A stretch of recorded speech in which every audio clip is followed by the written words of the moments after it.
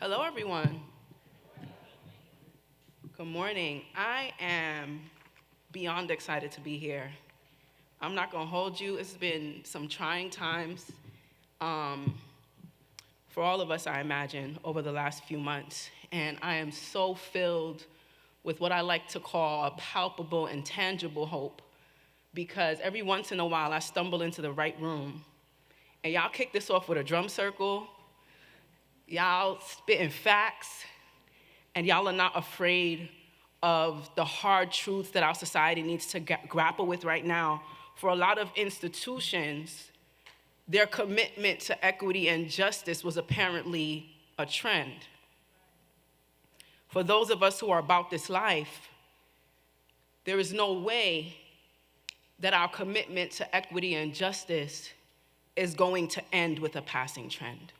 And so I want to extend deep gratitude for the people who are holding space and for the invisible labor that happens to make this happen, and for the reality that each and every one of you, by being here, hopefully is standing in a radical commitment against everything that we are seeing in our mainstream media today. So please give a round of applause for yourself. Like, we out here. We out here. All right. So let's get started. I want to begin by telling you a little bit about myself. First of all, wait, I got 30 minutes, y'all said, right? Because I was raised in the black church, and listen. And because of that also, I know we want to be disruptive at a systemic level, but I like to challenge us to also be disruptive at the level of the very ethos of how we take up space, right? Like, being raised in the black church means that if you hear something good, if you don't throw a shoe, you just say stomp your feet, something. So I'm gonna need the energy. I need the energy. And then I will stay within the 30 minutes, right? Snap, clap, something. All right. So I just wanna begin, these are my parents, they cute, right? They last year celebrated their 40th anniversary, and to honor that, yes, Black love, happy Black History Month, yes. And to honor that, I led a journey of about 33 of my family members to Ghana for us to celebrate under the theme, Love Returns. And if you know anything about Ghana, it's one place in West Africa where many of my ancestors were captured, were stolen, and there are slave dungeons, or sometimes called slave castles, on the shores of Ghana. And in particular, this one where we are all standing outside of, called Cape Coast Slave Castle, in each of them there's something called a door of no return. And the door of no return is the last door that my ancestors went through before becoming a part of the transatlantic slave trade. On the other side of the door, Ghana has placed a new placard, and it says Door of Return, and it welcomes back members of the African diaspora to come home. And so this is us pictured here wearing the shirt under the theme of our journey, Love Returns, because we wasn't supposed to come back. We wasn't supposed to survive, and we especially were not supposed to survive in love. And I lift this up not just to tell you a little bit about me, but because this was my fourth time in this space, my first time with my family. And very recently, it was shared by the tour guide that members of the African diaspora came and left an inscription on one of the walls in the dungeon. And the inscription began, "We are the children of those who refuse to die." I lift this up because a lot of times when we have conversations about educational justice and measurement and disparities, we talk about it through a deficit lens. And I really want us to understand that when it comes to surviving the particular type of traumas that Black and brown communities have survived, right? This message right here says that we are more than whatever slavery tried to reduce us to, right? So I want us to understand how important, and we'll talk about it, how important it is for us to reframe these conversations. My history does not begin with the trauma of slavery. Right? And so we have to think about the reality that our children are more than test scores because they will not be reduced to the quantification that is rooted in colonial and racist logics that too many of our institutions uphold. right? And so in the spirit of that, my work has looked at a variety of things over time. Black language as a powerful site of reclamation and resistance, the power of censoring youth voice and racial healing and education. But really where my journey begins in trying to flip the script like, wait a minute, these schools is wildin'. It really starts when I was a young person not too long ago now. I didn't like that y'all laughed. I don't know how I feel about that. But growing up in Brooklyn, New York, I went to school. My family's Trini, my family's Caribbean. Like, I had to get these A's, right? But it's not until I joined a community organization outside of school that I understood the real difference between schooling and education. There, they centered and cultivated youth voice through hip hop and spoken word, right? So in this space, I'm realizing that my peers are not necessarily thriving in like ELA, but we performing at Madison Square Garden, we spitting bars at the Apollo Theater, on Broadway, HBO pulled up at some time, and I'm like, wait a minute, these schools is wildin'. One day, I'm sitting on a panel, and a woman stops me. By this time, I'm 19. A woman stops me, and in the middle of my speaking, she's like, I just want to say that you are so articulate. And my friend that was sitting next to me was like, boo. And I reflected on it on the way home, and this TED Talk that I'm probably most well known for captures the energy of what I experienced in that moment. This woman, in that moment, tried to quantify, assess, and evaluate something about my fundamental worth based on how I was speaking. I was speaking with what Dr. April Baker Bell calls white mainstream English. And that was the standard of her evaluation of what was intellectually superior. But I knew that the African-American English that I speak in Brooklyn and the Trinidadian Creolized English that I speak with my family were what truly made me intellectual. They were what truly demanded more of my cognitive ability than the Queen's English, right? And so it was really important for me in that moment to realize, like, I didn't start to question myself. I started to question those standards. And I went on a journey that said, well, what gives you the right to decide through this very narrow lens, to assess through this very narrow lens, to evaluate through this very narrow lens what my intellectual ability looks like? What about the rest of me? And where did I even learn to shut that part down? Because low-key, I was speaking the Queen's English. Somewhere along the lines, I had internalized that all of me did not belong in that room, right? So I went on a journey to understand it, right? And one of the hugest influences in my work as an early scholar was the work of Ngugi wa Thiong'o in decolonizing the mind.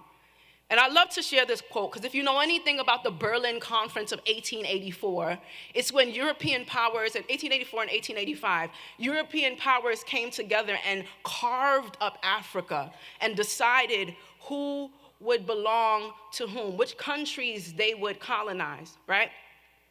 And so Ngugi wa Thiong'o existed in Kenya before it was colonized. And in the book, he speaks about the difference between his original educational experience and a colonial education. And he says, Berlin of 1884 was affected through the sword and the bullet.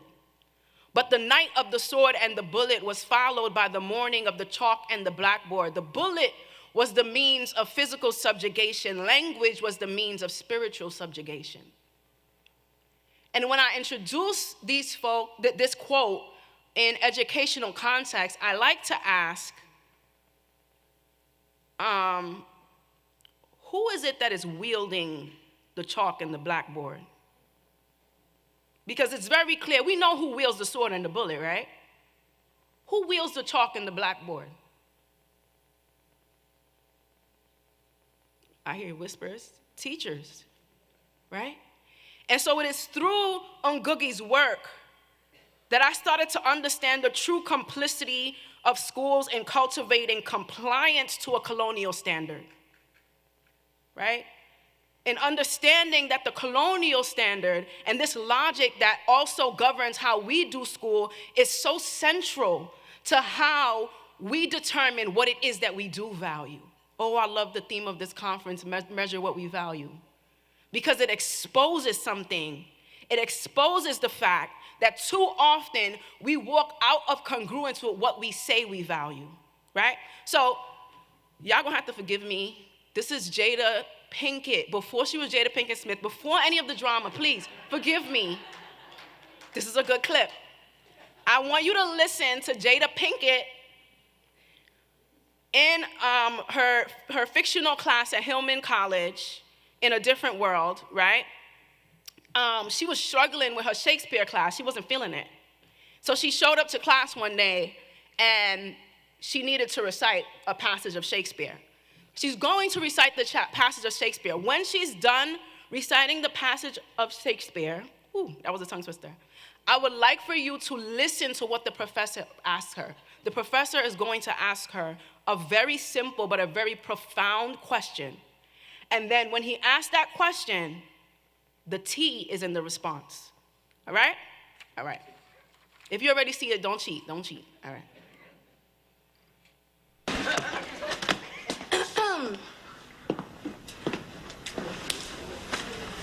O gentle Romeo, if thou dost love, pronounce it faithfully. Or if thou thinkest I'm too quickly won, I'll frown and be perverse and say thee nay. So thou wilt woo. But else not for the world. In truth, fair Montague, I am too fond. You've memorized it. But do you understand it? Of course, you know that. It's all about translation. Oh, sweet thing, Romeo. If you think I'm all that, then step to me correctly. But if you think I'm a skis, I'll be dissing and dismissing, then you'll be working overtime getting me back. So stop perpetrating, and let's get this party started, because baby, you know I love you.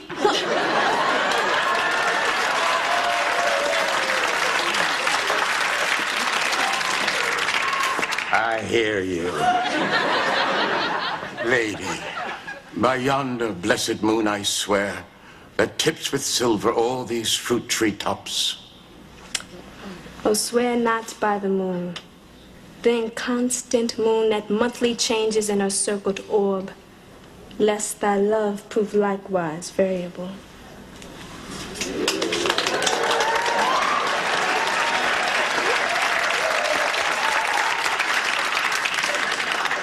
You've done excellent work. Thank you, thank you. You know, Shakespeare really spoke to the people, and I believe if he was around today, he'd be a rapper. Vanilla Shake. All right.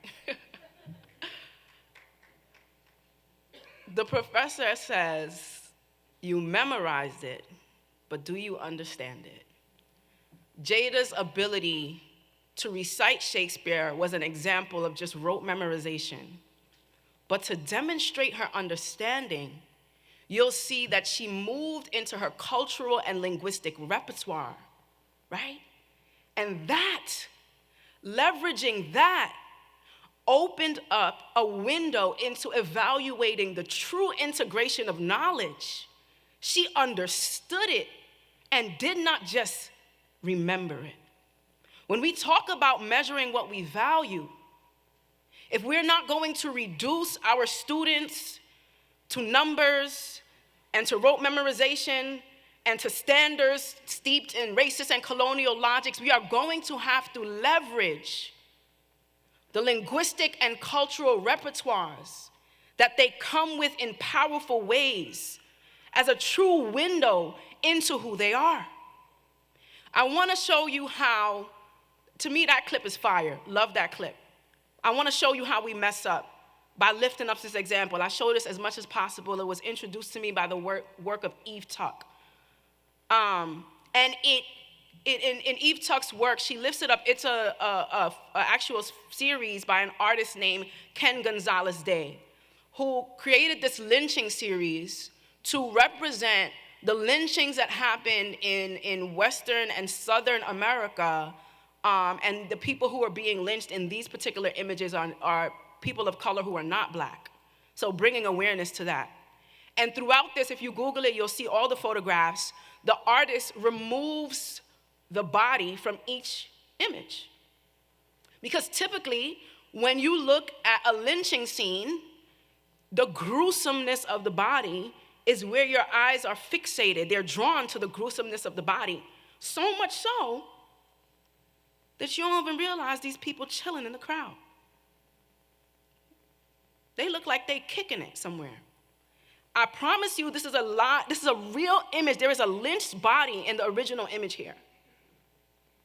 And what the artist is lifting up and what Eve Tuck helps us to see is that so often in our damage-centered approach to this work, we are drawn to the disparities and the brokenness and the failures, and look, we like language, right? At risk, left behind, the children don't got no voice, all of that. So much so that we don't hold accountable the system that is perpetrating the crime. And casually too. So what does it look like for us to flip the script? To question the system, to dismantle the system and not our children, right? The system is at risk, not our children. The system is left behind, not our children.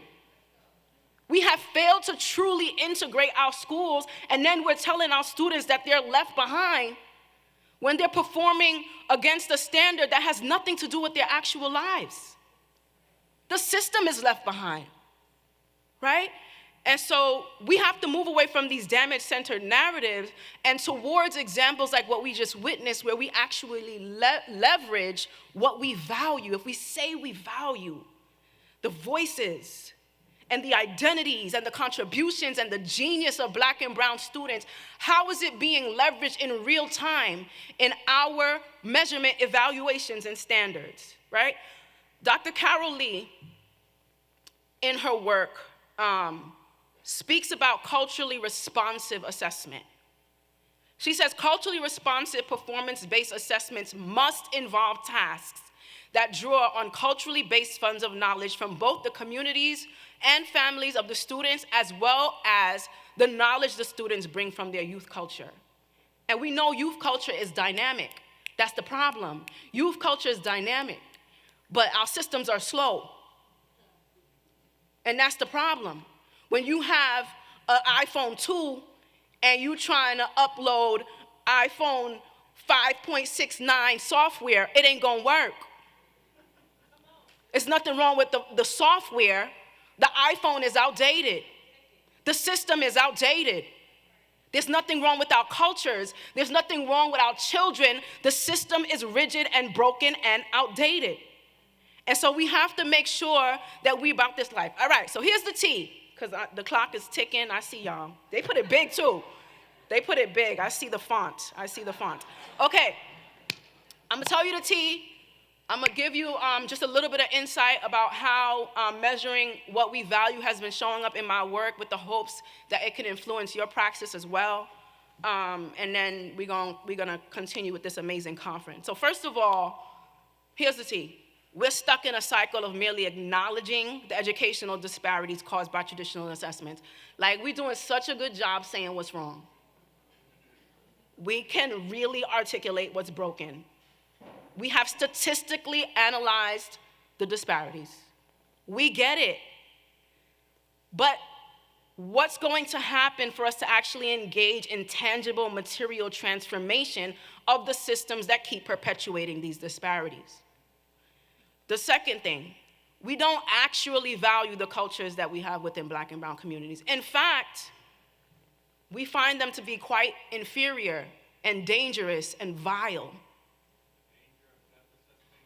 Yes, come on, right? We have deficit perspectives, and Dr. Tyrone Howard said these words. We ask deficit questions, and then when we wonder how we get deficit answers. We're asking deficit questions because we do not believe in the value of our communities. Here's the other part of the T. We're trying to fix the students instead of fixing the tools, right? Okay, so I want to show you, so as the founding co-director of the Center of Racial Justice and Youth Engaged Research at UMass Amherst, I've recently proposed this project that our youth board, we have a youth board comprised of youth of color from across the region, and our upcoming work is going to be focused on youth-led measurement justice, right? And so what has happened in Massachusetts is that in November of 2024, Massachusetts voters approved to just get rid of the state graduation requirement called MCAS. So the governor at this time has called for a council of teachers, colleges, employers, students, so we can have new recommendations for state standards. And what we're advocating is that these young people, and these young people of color in particular, their voices are at the center of reimagining and transforming how we evaluate and measure success at the state level, okay? And so I just want to tell you the 3 steps that we're going to take to work with these young people towards reframing achievement through culturally responsive assessment. First of all, we're going to be working with them to critically question the tool. So in case you were wondering, these are the 3, what do we do next? These are the 3 things, right? We have to critically question the tool. We have to critically question the system. So we're going to acknowledge that the traditional testing and evaluation is socially constructed. That's the real T. Do y'all understand what socially constructed means? It's made up. We made it up. But a lot of us, especially because if we're sitting in this room all cute and educated, a lot of us actually benefited and succeeded within these systems, and we have a hard time feeling like they're that broken. We become complicit in training up students and systems just the way we were, because, I mean, we did it, right? It's socially constructed. Ngugi wa Thiong'o speaks about when the colonial education came in, they needed to subjugate at the level of schooling in order to truly control the nation. So they socially constructed an educational system that obliterated the languages and culture, they sought to, they did not successfully, they sought to obliterate the languages and cultures of the people. So Ngugi speaks about going to school and speaking his mother tongue and being physically beaten by the teacher, or wearing a sign around his neck that says, "I am stupid" or "I am a donkey." You know why? Because the social construction of whose language is superior has determined that his language from home is punishable. They made it up. His language communicates just as effectively as any other language. But the colonial power decided that it is inferior and worthy of punishment, that it is delinquent. And so they assessed him accordingly. Can you believe that? That's what we do. That's what we do. We made it up. So we're going to demystify with these young people that testing and evaluation measurement is socially constructed. We're going to acknowledge that it's rooted in racist and colonial logic, because once you understand that it's socially constructed, you'd be like, well, then who constructed it? And why and how? It's political, it's racial, it's class-based, right? And then we're gonna also acknowledge that true learning is socially and culturally situated. So if you are engaged in any measurement practice that doesn't regard the social and cultural situatedness of students, you ain't measuring nothing.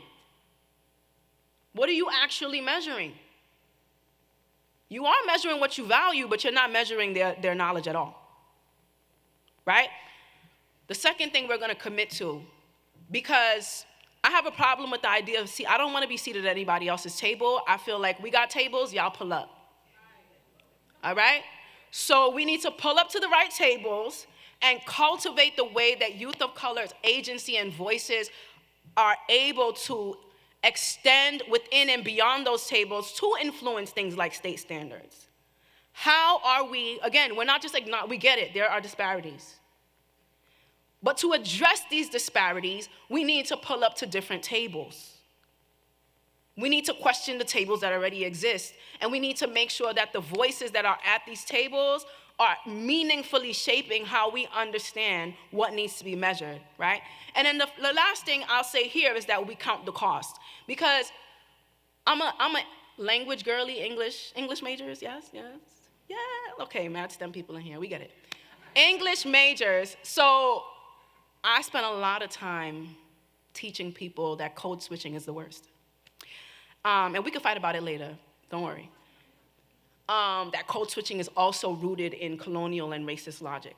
And I get a lot of pushback. Our students need the language of power.